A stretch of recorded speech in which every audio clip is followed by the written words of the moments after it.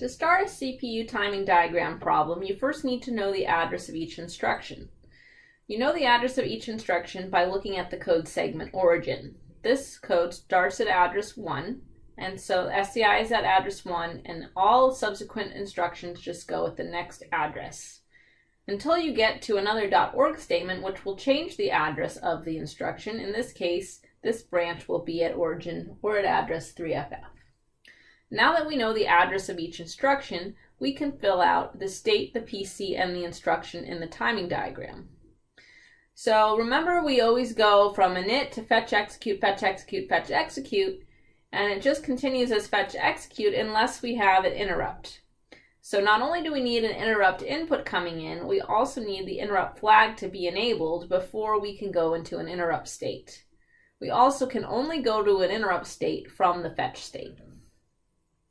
Okay, so let's see how this plays out. So after the initialization state, we'll have a fetch and execute, and the initialization state will just make everything 0 in the beginning. So let's say we have a 0 here.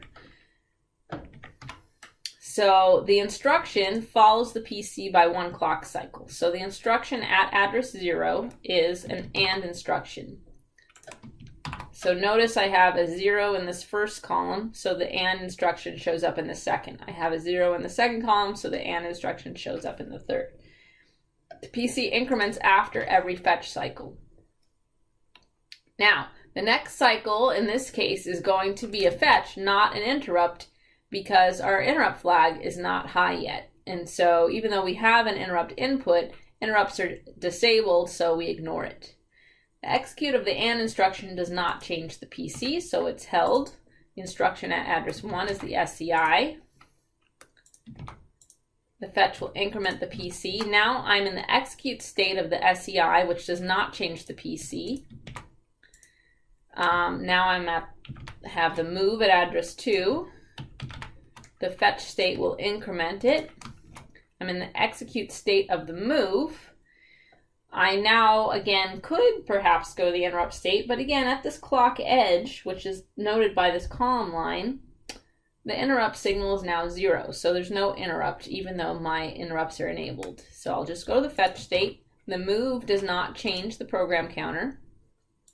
Sorry, this should be a 3, because after every fetch you increment. Move does not change the program counter. So now, at address 3, we have the branch. The fetch will increment. Address 3 has the branch. Okay, so now we have an execute cycle with an interrupt signal high. Notice again at this clock edge, which is represented by this column line, the interrupt signal is high. Our interrupts are enabled, so the next state will be an interrupt state. The branch causes the program counter to go to the immediate value, which is main, which is 3. So because of the execute of the branch, the program counter will go to 3. The instruction at address 4 is the add. After an interrupt cycle, we go to fetch, and interrupt cycle will change the PC to 3FF. The instruction at address 3 is this other branch. The instruction at 3FF is this bottom branch. Every fetch will increment the PC, so this becomes 0. Interrupts are now disabled because when we get an interrupt, we disable interrupts until we get to a retie instruction. So we have this execute state is for the branch down here, branch to ISR. So that will change the PC to the immediate value, which is ISR, which is 4. The instruction at address 0 is an AND instruction. Fetch will increment the PC.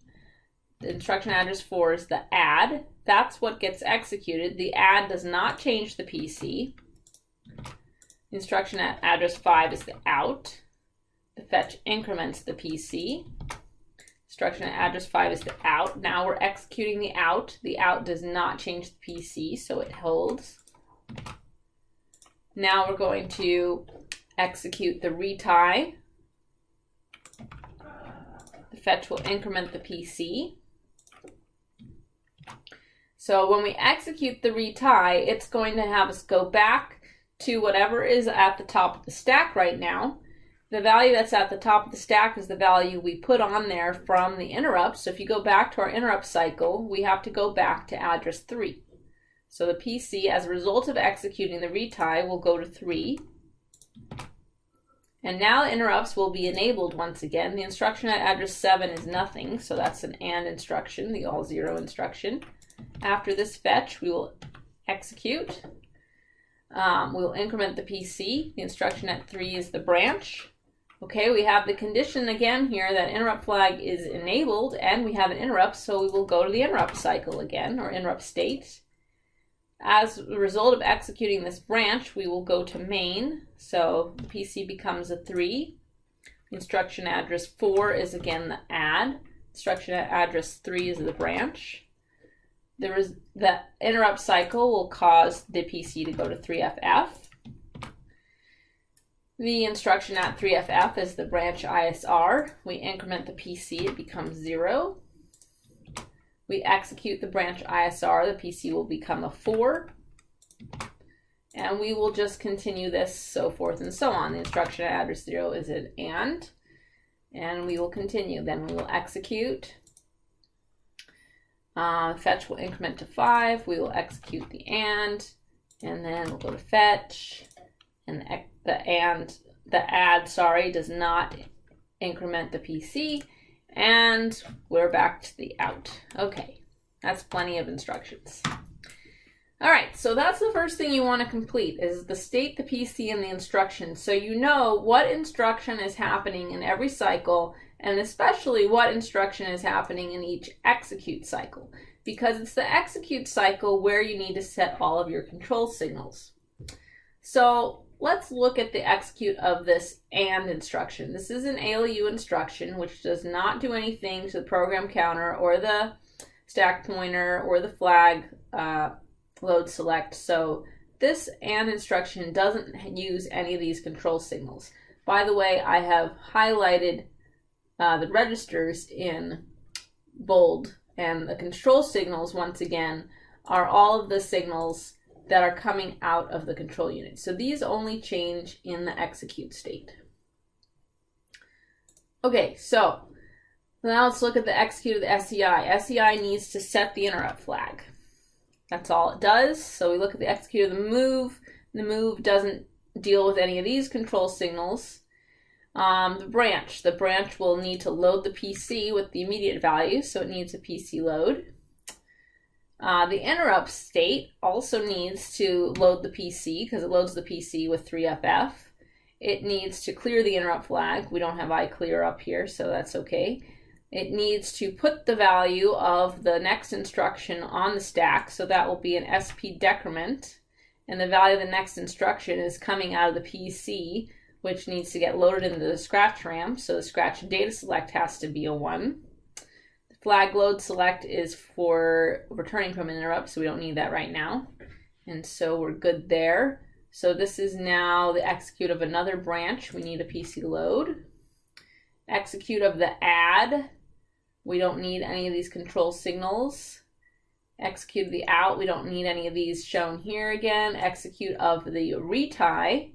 We'll need to load the PC with the value coming from the stack. And we'll need to increment the stack pointer because we're going to pop it off the stack. We will also need to set the interrupt flag high again because we return with interrupts enabled. And we will need to make flag load select a 1 because we need to restore the value of the flags by putting the value from the shadow flags back into the original flag registers. Okay, so execute of the branch, we'll need PC load. Once again, we have our interrupt state. We'll need a PC load again, and we will need to save the value on the stack. So we need an SP decrement, and we need a scratch data select to be 1. Then we execute this branch. We need a PC load. Oops. Execute the branch is in this cycle, and we execute the add, and we're good.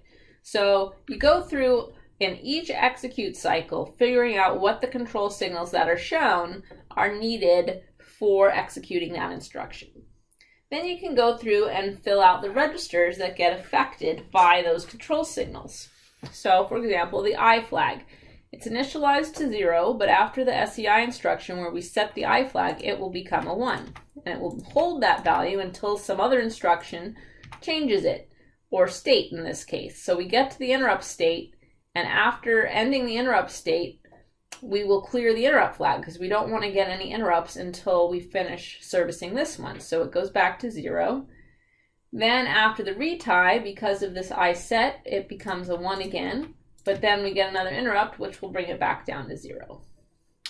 The stack pointer will start off at 0 unless otherwise specified, and it will stay the 0 until something alters the stack. So in this program, the first thing that altered the stack was the interrupt state, because it put the value to return to on the stack.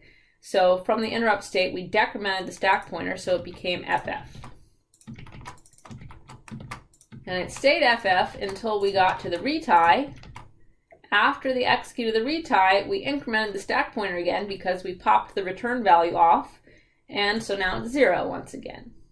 And then we have the interrupt state happen again, and then it becomes FF again as a result of that interrupt state, because we had to once again put the value we're going to return to on the stack. And it will hold that value again until we get back to the retie once again. R0 is being changed by these instructions, so you can see it starts off as 0, and then it will change only on the add instruction. So let's look for the execute of the add. That happens in this column.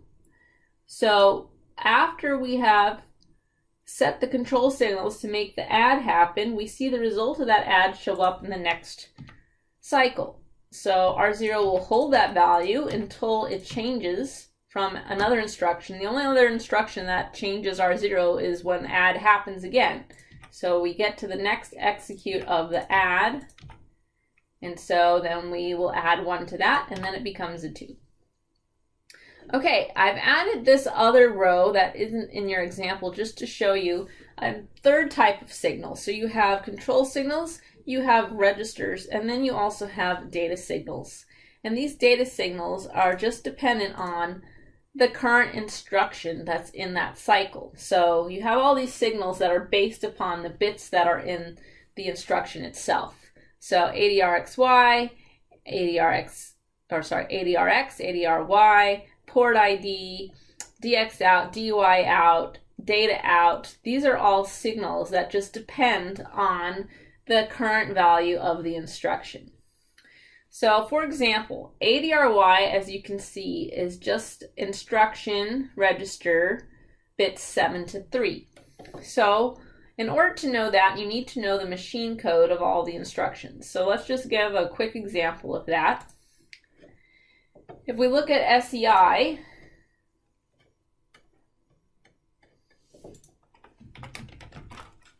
you can see here, the SEI, we have to figure out what bits 7 to 3 are. And in this case, 7 to 3 are don't cares. We don't care what these what these values are. So they'll just be zeros. So bits 7 to 4 for the SEI instruction are 0. So everywhere we see SEI in the cycle, we will have zeros for ADRY. The AND instruction is the all 0 instruction, so its bits 7 through 4 are also 0. So again, we're seeing that ADRY, 7 through 3, those bits are all 0. Let's see one that is not all 0. So let's look at the add R01 instruction. So if we pull up the machine code,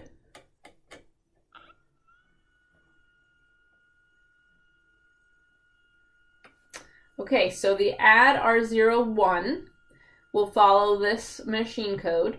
So 1 is the immediate value, which will be 4 zeros, and then 3 zeros and a 1. So again, bits 7 to 3 are once again a 0 in this case. So everywhere we see the add instruction show up in the cycle, right here is an example. We will have a 0, and here's another one. The add is a 0. Still we're getting all zeros. Let's see if we can find a non-zero one. It looks like we might get mostly zeros. Let's look at the branch to main.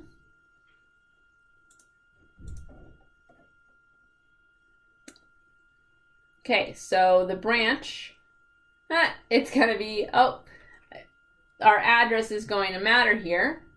So the address of main was 3, so that's going to be a 1, 1 in this position right here. Bits 4 and 3 are 1s. So bits 7 through 3 are 0, 0, 0, 1, 1. So that's going to give us a hex value of 0, 3.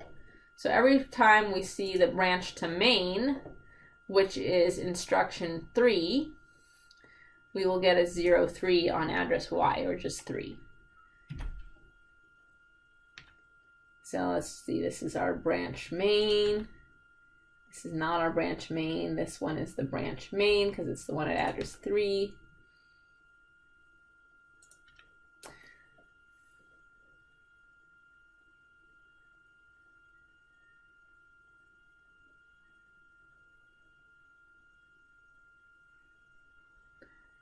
So everywhere you see a branch main instruction, every cycle that it's in, it will have the value of 3 show up. Okay, so hopefully that helps. Sorry this was a long video, and good luck.